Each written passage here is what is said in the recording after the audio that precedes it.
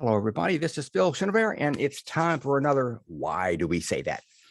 Phil, that's me, explains some of the weirder origins of the words and phrases we use every day.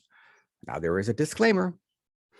This stuff may contain minimal traces of educational material, and we apologize for that. So, what's the word for today? It is um, get my goat. That gets my goat.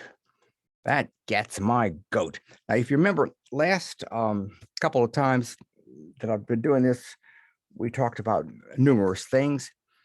The last week or that whatever, a couple of days ago, I talked about let me see, what was it? Handicap. The word handicap, how it came to be used. The game of cap in hand came to be used by racetracks to level the playing field, to make all the horses level. So since horses were there, I thought I'd stick with some horses. It reminds me of this little phrase. My mother used it all the time. She'd say, "That gets my goat," whenever something irritated her or whatever. The people didn't, things didn't go her way. That gets my goat, meaning she was getting irritated or she was getting upset. And she never had a goat.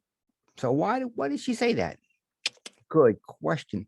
Because, well, let me go to my next slide here.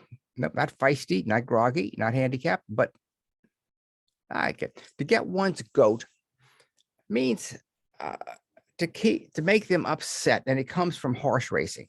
Yes, thoroughbred horses, of course, are very edgy and very well. I have it written out there. Are high strung. They're nervous. They're tense. They get upset easily, and as a result, since they have to be put into trailers and hauled across the country, or maybe put into planes and flown all over, this is not natural for them, and they get very upset and nervous, and they may not run well.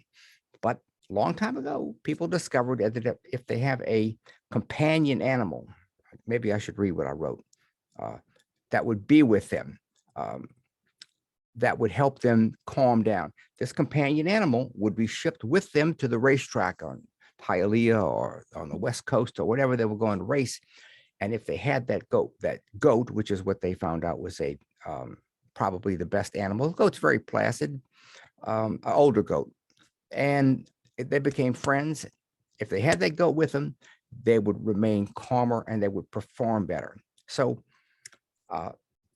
this is a normal practice. So if you wanted to say make a horse get upset, you would steal the goat. You would take the goat away, sneak in at night and take that goat. So the poor horse would say, "I'm alone, I'm irritated, I'm scared." So it wouldn't run so well. So you could bet your money against that horse. That's where the phrase "gets my goat" come from. Gets my goat. I love it. I love it. Now, whoops. There are many other phrases. Pardon me, I'm rubbing my eyes. It's an allergy. Someone said if you did hand in cap for handicap, why not do cap in hand? So I thought I'd do a quick one. Cap in hand is very simple. It means it's a sign of respect. If you were to go into a superior's office to ask for a raise, or if you were respecting somebody, you would remove your head to show subservience to that person. So cap in hand means a manner of humility. Like people say hats off to you. That's why they did that. It was a sign of respect. We used to take off our hats when we go into church.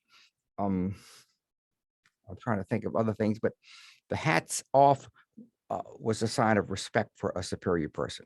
We also have lots of other things. Talking through one's hat, meaning you don't know what you're talking about. Have a feather in one's cap, and mad as a hatter. I'm not going to cover any of those today. Just remember, that gets my goat, wherever it is. There it is. is comes from horse racing, meaning to take that goat. Isn't that fascinating? How horses need that? Well, thoroughbred horses need companions. That's it. This is Phil Schinneberg again saying thanks for watching. Don't subscribe. I don't make any money. I hope not. Have a wonderful day. And I'm going to turn this off.